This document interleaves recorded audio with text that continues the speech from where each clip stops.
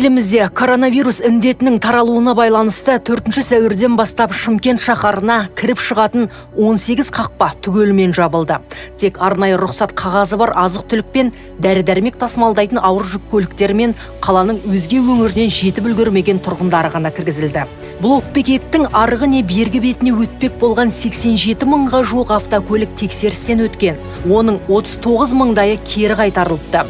Ал қала қақпасынан ішке қарай 28 мыңға жуық темір тұлпар өткізілген. Бұл жаяу жүргіншілерді қоса есептегенде 35 мыңнан астам азамат қалаға кірген деген сөз.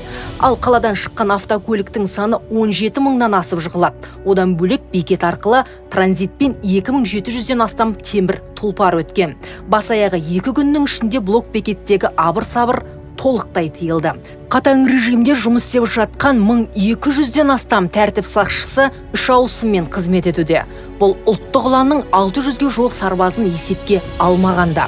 Қаладағы қозғалыстың әр қадамы бейне бақылау камерасына тікелей түсіріліп, мамандардың жіті назарында болды. Бізде қалада 479 камера бар. Олардың бәрі қазір енді мына 18 бекетке 18 камераны алып, сол жаққа қойғанбыз. Ана көзіңіз көріп отырсыз, сол жерде көрініп тұр олар. Біздің оперативтік басқару орталығы, олар штаттық режимде жұмыс істеп жатыр. Бәрі толыққанды жетеді. Қаланың тыныштығы мен тұрғындардың қауіпсіздігін қырағы қадағалайтын шаһардың бас полиция полковнигі Ералы Мұса Әліұлының өзі бастап, қызмет орнында 2 жұмадай уақыт тынымсыз кезекшіліктен бас алмаған. Темірдей тәртіптің арқасында қазіргі жағдай тұрақты. Алып шаһардағы ахуалды ушықтырмай, карантин тәртібіне бағынған бұқараға алғыстан басқа айтары жоқ. Халықты енді көріп отыр ғой біздің жұмыстарымызды, одан кейін күндіз-түні ұйықтамай бекеттерде тұрып атқан, кейін оларды түсініп отырып, содан кейін бізге көмектесіп жатыр. Әйтсе де, ережені елемегендер де жоқ емес. Ебін тауып блок бекеттен өтіп кетпек болғандарда жетерлік екен. Төтенше жағдайға пысқырмай карантин талаптарын бұзған 1000-ға жуық азаматқа хаттама толтырылып үлгерілген. Ал қаланың ішіндегі қылмыс көрсеткіші бірден 40%-ға тыйылған. Десе де 102 пультіне түсетін қоңырау күрт көбейген. Бұрындары тәулігіне 1000 тұрғын телефон шалса, карантин кезінде 2 есеге артыпты. 760 перегородил дорогу.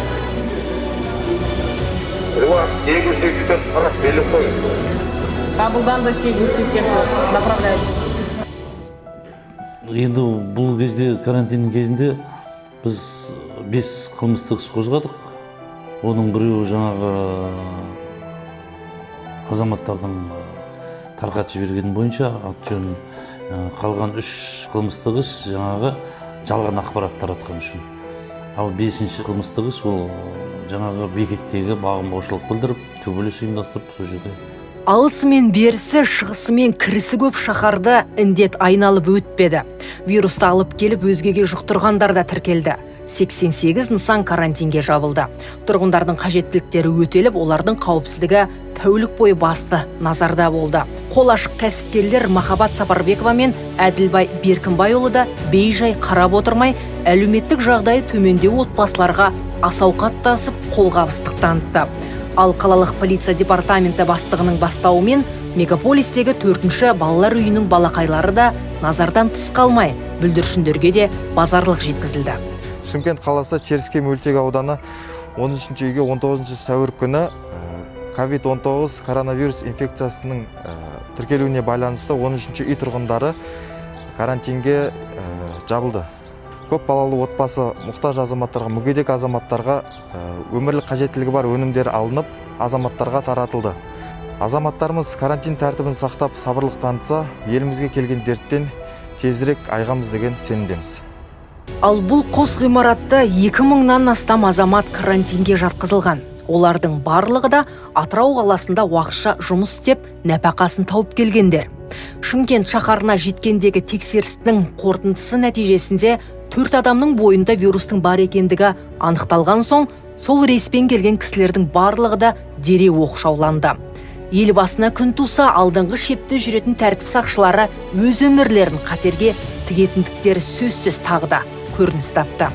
Қаратау аудандық полиция басқармасының полиция аға лейтенанты Болат Асхат Тайырханұлын ішкі блок бекетте қызметін орындау барысында Lexus 570 маркалы автокөлігі қағып кеткен. Абырой болғанда азамат аман қалыпты.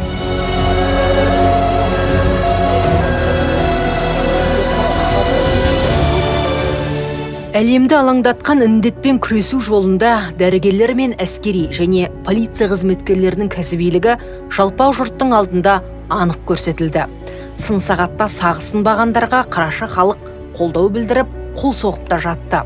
Қызметтерінде ерекшеленген тәртіп сақшылары ұлы жеңістің 75 жылдығы қарсаңында еліміздің ішкі істер министрі, полиция генерал-лейтенанты Ерлан Тұрғынбаевтың арнайы марапатына ие болды.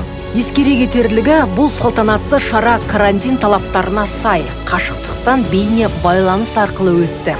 Құрметті әріптестер, сіздер сияқты батыр, ұл-қыз тәрбиелеп, өсірген ата-аналарыңызға алғысымды білдіремін. Отбасыларыңызға береке, жұмыстарыңызға табыс тілеймін.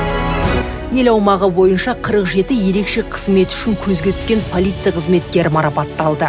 Соның ішінде Шымкент қаласы полиция департаментінің бастығы, полиция полковнигі Ералы Жұмаханбетовтың қатысуымен өткен арнайы рәсімде департаменттің 8 қызметкері құқық тәртібін қамтамасыз етудегі қосқан үлесі үшін медалімен марапатталды.